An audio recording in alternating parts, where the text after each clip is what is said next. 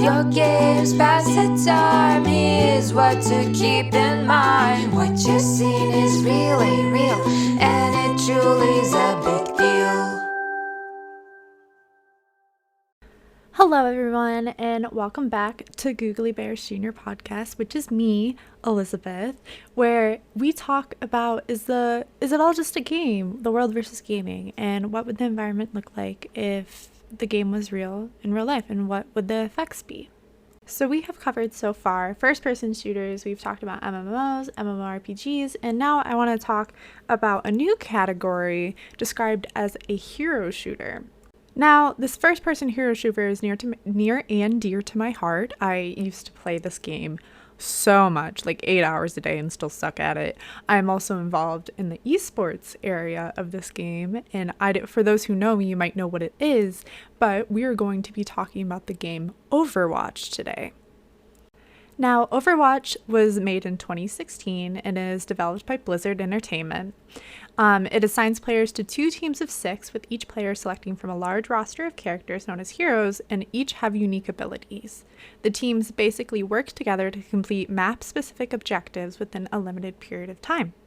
Now, if not already said before, the game has over at the beta release 10 million players, and to me, I think that is freaking astounding. It has been acclaimed by critics, and it has been praised for the accessibility of the game, of its hero characters, its art style, and how fun it is to play. Now, almost 4 years later, it has over 50 million players, and it is considered to be one of the greatest video games of all time, receiving so many awards. It's also popular in the esports community from Blizzard's funding and producing the global Overwatch League as well. So the players can choose from over 24 pre-made characters, either from damage, support, or tank. The damage is kind of self-explanatory and deal the most damage to attack or defend the control points or the mission, whereas tanks absorb all that damage, and support heroes provide healing or other buffs to the teammates. And each skill kit is unique from these heroes that help the other players out, from active and passive skills, but are all on a, what's it called? You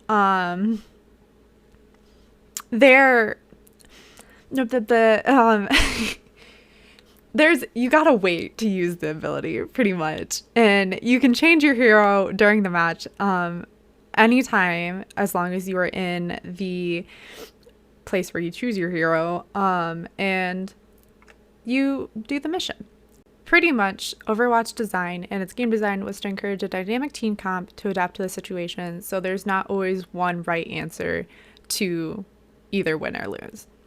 So we kind of went over the basics of the characters, and now we can talk a little bit more about the game modes that you might be playing. Assault is the first one we are going to talk about, given we're only going to kind of talk about go in depth with the 4 most common game modes that you focus on within playing in quick play. There's other game modes like arcade and competitive, but we are only going to focus on the quick play and competitive ones. The first game mode is Assault, which is pretty much when you attack the team, you must take 2 capture points while the defending team prevents them until the time runs out. When the first capture point is captured, the timer will increase and both teams' spawning locations will move. Overtime will be triggered if the time runs out, but someone is still on the point. And it will continue for as long as one person is on the point of the attacking team. Each capture point is divided into 3 segments, representing at a percentage checkpoint, so 33, 63, or 66, and then it should be 99, but it goes to 100.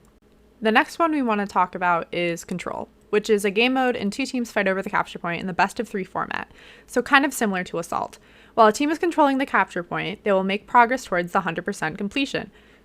Whichever team reaches 100% wins the first round. Overtime will be triggered if one place has reached 99% and is being contested by the other team as long as they're on the point, similar to the Assault. They don't have a time limit, unlike Assault, though. All 3 rounds are located in the same location, with each round located in a different area of the map and featuring a new capture point. So they stay on the same map, just a different area, if that was kind of confusing. More teammates in a capture point will increase the capture speed with a cap of 3. So the more people you have on it out of your team of 6, the faster it will cap it. A 4th teammate will have no effect on the capture speed, though, however. So by all means, we could all chill on the capture point. But I mean, after 3 of us are on there, then you just kind of hang out and emote at this point. The next one is going to be Escort, which is a game mode an attacking team must escort the payload to a delivery point while the defending team attempts to prevent them until the time runs out. Each map has between 2 to 3 checkpoints between the starting position and a delivery point. When it is reached, will increase the timer and move both teams' spawning locations. Overtime will be triggered if one time the timer runs out and the payload is being contested by the attacking team for as long as you're near the payload. And these are one of my favorite maps. I think that there's the most type of team diversity. There's a lot more strategy to it. Whereas you, instead of just like running towards the point and just hoping you'll get picks. So if you hear capture the payload, defend the payload, someone's on the payload's moving, someone's backcapping, and those are some common terms that you might hear when you play these game modes. Then the last one is the hybrid version, which is a game mode that starts with an assault capture point and continues with an escort objectives. These sections behave exactly as their standalone games. There's just like a little twist that Blizzard decided to put in there. I know I said that I wasn't going to talk about the other game modes, but if you wanted to know, or at least look into them yourself, there's some that are like capture the flag, deathmatch, elimination, and then there's also seasonal game modes throughout the year, which could refer to some of the lore. It could really dive into some other character development, or it can just be fun and kind of have Blizzard's own take on games like Lucio Ball, and it reminds me of Rocket League. And speaking of lore, now we're going to get into the little bit of heavier stuff regarding the game of Overwatch. It's not just a point and shoot thing. There is a story to it. The game doesn't make it super clear and you kind of have to do the research yourself, but now I'm going to tell you the bare bones step to just get you interested in the game. We ready? We're going to take a breath. Did you drink your water? And let's go. Overwatch is set to 60 years into the future of a fictionalized Earth, so like a place we're living in, 30 years after the resolution. It is known as the Omnic Crisis. Now, before this crisis happened, we've all been happy, like dandy golden, and everyone was getting along. But we still decided to go into our technological advancements and create robots that have AI called Omnics. And they were used to help keep the peace of the world, like economic equality, and be treated as people in their own right because they act so human. Now, the Omnic Crisis began a crisis when the worldwide automated Omnium facilities that produced them started producing a series of lethal hostile robots for war that attacked humankind. So, even though there was global peace, individual countries responded with various programs, like the US doing the Soldier Enhancement Program to produce fighters to fight against these robots, or Germany assembled the Nightlight Crusaders. Well, these efforts failed to stop the fighting robots. The United Nations, we all decided, we have to do this together, quickly formed Overwatch, which is an international task force combining these individual programs to fight and combat these threatening robots. So we have literally the background of the game of why it is called what it is. And so now we're going to start maybe diving and taking a little dabble into some characters that are really, really common in this game. There were 2 veteran soldiers from the Soldier Enhancement Program of the United States that were put in charge of Overwatch the United Nations decided to form. And those 2 people are Gabriel Reyes and Jack Morrison. So they had a bunch of really skilled people that were ready to fight these robots. And Morrison was the leader of the Overwatch, while Ray was given charge of Blackwatch, which was the covert operations division, fighting terrorist organizations like Talon, which are trying to practically start a second Omnic Crisis and destroy the humans. Overwatch continued to maintain the peace across the world for decades in what came to be called the Overwatch generation. And the team gained more members, but Morrison and Reyes started to not get along. From either failures of the mission or just having the disingenuous feelings between Morrison and Reyes, the public wasn't happy pretty much about the organization, and it prompted the UN to investigate Overwatch and see if it was a good idea. They decided, no, this is a terrible idea. Why did we start this in the first place? And pretty much the Overwatch headquarters in Switzerland decided to try and kill physically this team. After the literal attempted murder that was legal, the UN passed the Petras Act, which dismantled Overwatch and forbade any Overwatch type of activity. Now, the game that we're actually playing and looking at is set 6 years after the Petros Act, where Overwatch was dismantled and people were quote-unquote killed. Without Overwatch, corporations have started to take over, fighting terrorism, and broken out in parts of the globe, and there are signs of a second Omnic crisis where robots try and kill humans occurring in Russia. But there's a really intelligent monkey that we sent up in space to go do research named Winston that decided, we should get Overwatch back together and let's protect it once again. And so this is all secret, recruiting old friends and gaining new allies for the new fight. And then we reveal that either Reyes and Morrison both weren't killed from the literal attempted murder, and Morrison became a mass vigilante known as Soldier 76, who was trying to uncover why Overwatch was shut down and why they hated them so much, while Reyes joined Talon and became the Reaper, a terrorist disguised as Death. So he is now starting a second Omnic crisis. So now we kind of noticed, yes, this is set in real life. There are people, there are robots, there are talking monkeys, there are things that we might not know yet. But it does happen all around the world. These game modes include countries and continents even, like France, Germany, Japan, the United States, Antarctica, Spain, Italy, United Kingdom, China, Africa, Iraq, Southern Jordan, Egypt, Greece, Cuba, and Thailand. And they have all characters, all body types, all sizes, all professions that are so amazing and diverse in the game itself. So, like I said, Overwatch has a near and dear place in my heart. It was the first PC game that was actually interested in seeing a real gaming PC.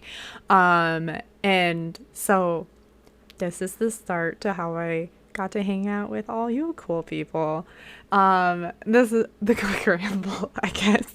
I've been playing Overwatch since about 2016. That was my very first game, but I didn't really start regularly playing it until I want to say 2018, 2019, where I have started quick play on my little baby gaming PC laptop, and I wanted to be a support main for Zenyatta, but I decided that tank was more up my alley, so I am a tank queen, and I've been playing tank queen ever since. I don't have very many hours on damage at all, so I kind of swap between tank and support because those are my two comfy roles, but I do have some favorite characters, and I'm excited to talk about them because they really do fit well with the information we are going to discuss of what would the world look like in real life, and I have cosplayed a couple too as well.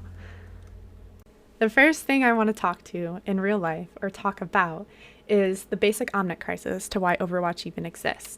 And I couldn't really stop thinking about the amount of robots that even if they were killed, what are they going to do just sitting there? We put so much work building into them, put so much resource, so much labor, so much time, so much space into building these robots that we ended up murdering, and then we decided, yeah, let's do it all over again. Like, humans can't make any decision. Let's have AI just withhold the Earth world now, and that's what they're gonna do. And my first thought was, okay, so they'll have the same problem as us. They're gonna run out of resources. They're gonna run out of population, and we're all gonna die. But I had to kind of get out of that spiral and jump back into the human perspective of there's so much technological waste. We had so much put into this creation. Now what happens to it? So this is where we kind of get into the nitty-gritty nerdy shit. E-waste is referred as the most fastest growing solid waste stream. Since 2000, e-waste has grown to 20 million to 50 million tons of waste per year. And under a baseline scenario, the amount of e-waste is more than double by 2050 to reach approximately 100 million tons per year, and that's not even before the climate change crisis has officially been set. From even just the size of your technology, there's more to an impact instead of reusing them that we may have not thought of yet. From having our devices just sit there, they can contain toxic components that are dangerous to human health, such as mercury, lead, cadmium, polybromated flame retardants, barium, and lithium. And the effects that they can have on our human bodies, pretty much, include the brain, heart, liver, kidney, and skeletal system. It can also affect the nervous system, reproductive systems, and lead to disease and birth effects. So yes, the Omnic crisis did just hurt us. The second Omnic crisis can hurt us, and it could also hurt more of the environment. And now we're going to kind of learn about how technology that is now e-waste will affect that.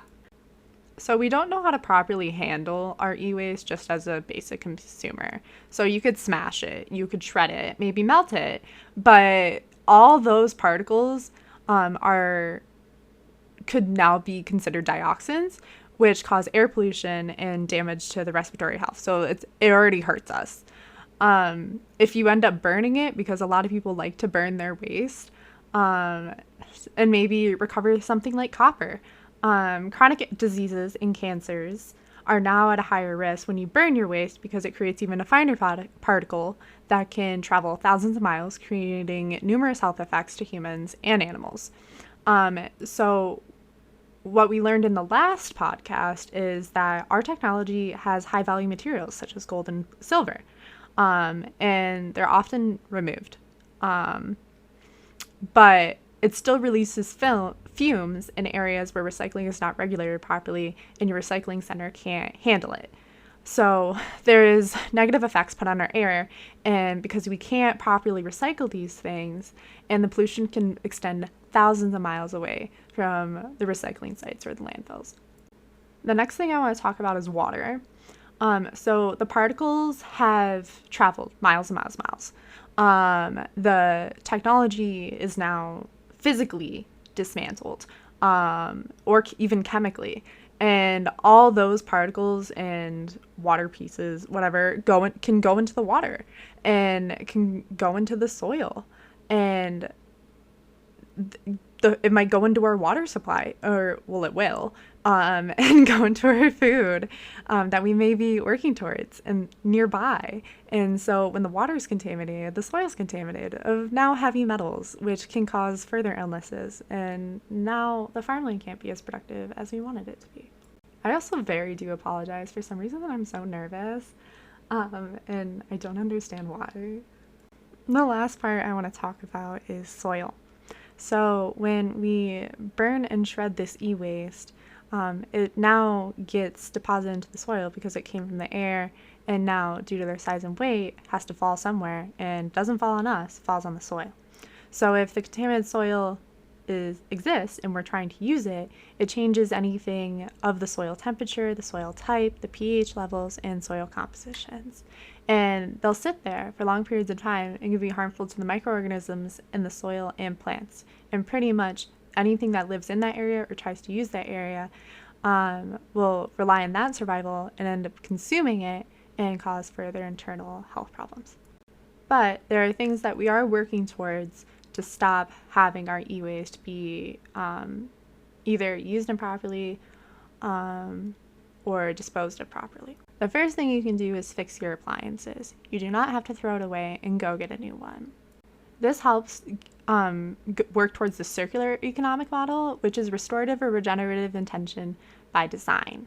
It replaces the end-of-life concept in restoration and shifts towards using the use of renewable energy, stop using toxic chemicals in our products, and aims for elimination of waste through the superior design of materials, product systems, and business models.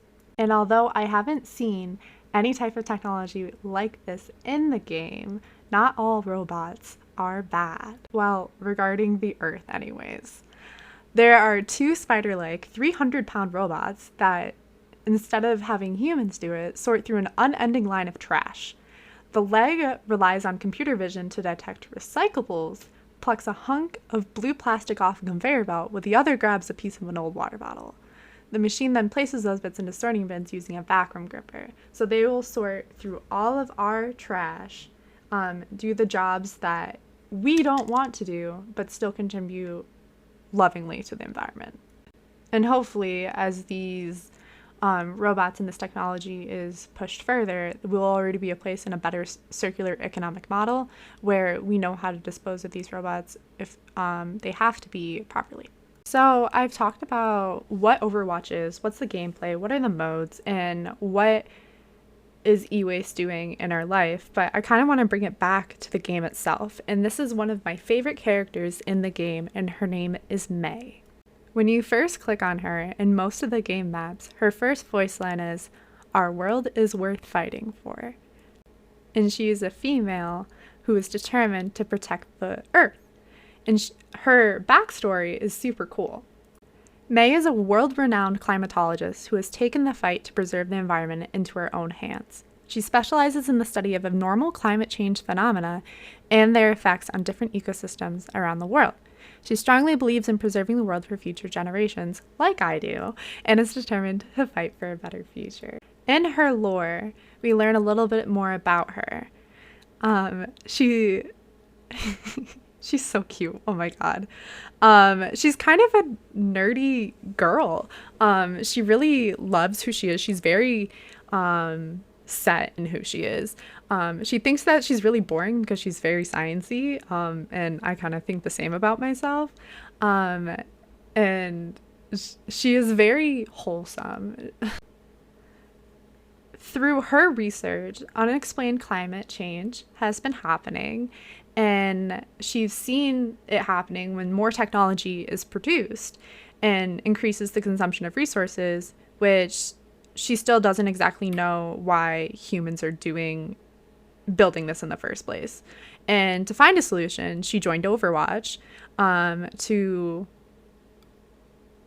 go to these research stations like the Antarctic and research. So although this is like goals to me, her story is not goals itself. Basically, while she was doing her research, she started running out of resources, and a really huge giant ice storm came and hit the Antarctic base. So they decided to all go into a basic cryo freeze to survive until someone came back to save her. And all the sensors running, they left the lab running just to see what they would find. When May woke up, like 5 to 9 years later, climate issues have worsened. The place is completely trashed. All her friends have died, but she still decided to work on her own and fight for climate change and continue to do more research. She pretty much saved herself. She like reestablished this like technological satellite, and then she decided to travel around the world and track down the causes of threats to the planet's ecosystem. And one thing I really like about what Overwatch did, especially in their game design, they made May of a more normal hero. That she doesn't look like super buff, like nothing's like really changed on her to show that anyone can rise to be a hero. And like they joke about how her superpower, other than her gun that she made herself from using the resource of air, is being optimistic in the face of overwhelming odds. Now, because May is so wholesome and so wonderful, and she talks about climate change, and her whole fight is literally about climate change, I want to talk about 2 really last quick issues that are happening currently around the world. Since May was found on the Arctic and Antarctic continents, right now they are the hottest they have ever been, and they have risen 38.6 degrees Celsius from its first recording in 1981. Science has proven that these have been warming due to carbon emissions made from everyone around the world, because that is exactly where our radiation goes, is it absorbed up, out, and it goes to the top and bottom of our world.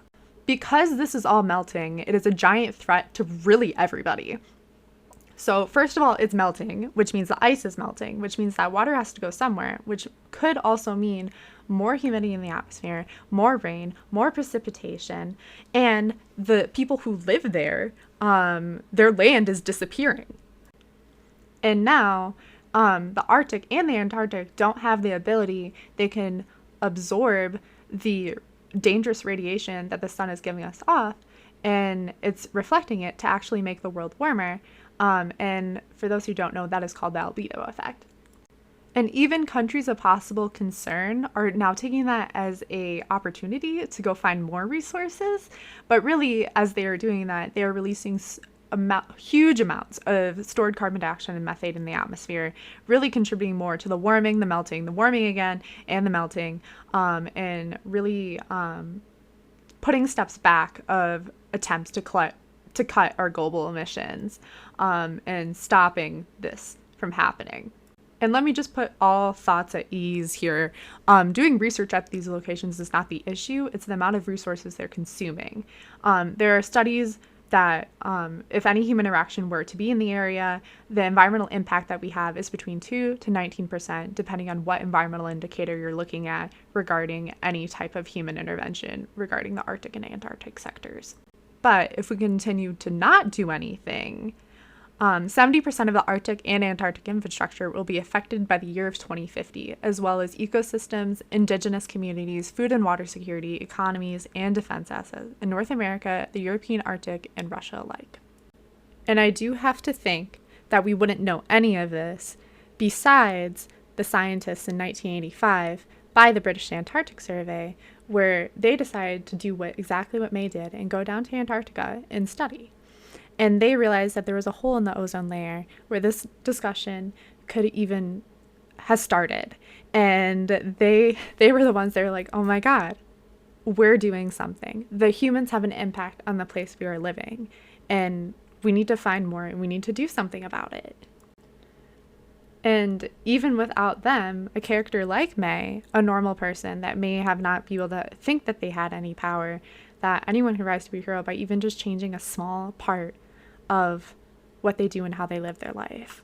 So although the world has not been taken over by robots just yet, even though we have them all in our homes, like our Echo Dots and our Google Chrome Circle speaky voice things in our Siris, and our other things, everything exists. They're not gonna kill us, even though Overwatch, they're trying to make it happen. But we do have the ability to do something about it. And that is one thing that the game has proven, regardless of because of all your unique abilities, you have something you can do. And even if it involves climate change or even something really small, like making someone smile, you can do good in this world. And I think that is so amazing, and only you can do it your way and do something dope. Since playing this game, the world has not only taught me, but has made me work so much harder within my climate research, and has even inspired me to start this podcast myself of how do video games affect me. And it has just made me want to do better for the environment. It's made me want to do so much more than I thought I could do. Like talk to really important people about important issues, work on my communication skills. It's insane what video games can have an impact on you. And in this case of Overwatch, thank you Blizzard, to make something that has such a good impact. And they do such a wonderful job showing it. So I want to thank you, friends, for listening. I want to thank you, friends, for sticking around. I hope you enjoyed this week's podcast. There are behind-the-scenes actions in the works to having more guests on there. We're also going to look into more old-school reading content through suggestions. But this one is just this one just makes my heart full. Maybe we can play sometime. For those who don't know, I stream. I have a command for it, but I hope that you like, share, subscribe, leave your suggestions and comments down below. And I hope you have a wonderful day. And I hope you have a little bit of hope after this conversation that you can do something, and you can do something positive. I'll change the world regardless of how small or big the action is. So with that, I appreciate you, I thank you, and I hope you have a wonderful day. See you next week, friends. And now, just because I want to say it, did Googli talk? Yes, she did. With your games, pass the time. Here's what to keep in mind. What you're seeing is really real, and it truly's a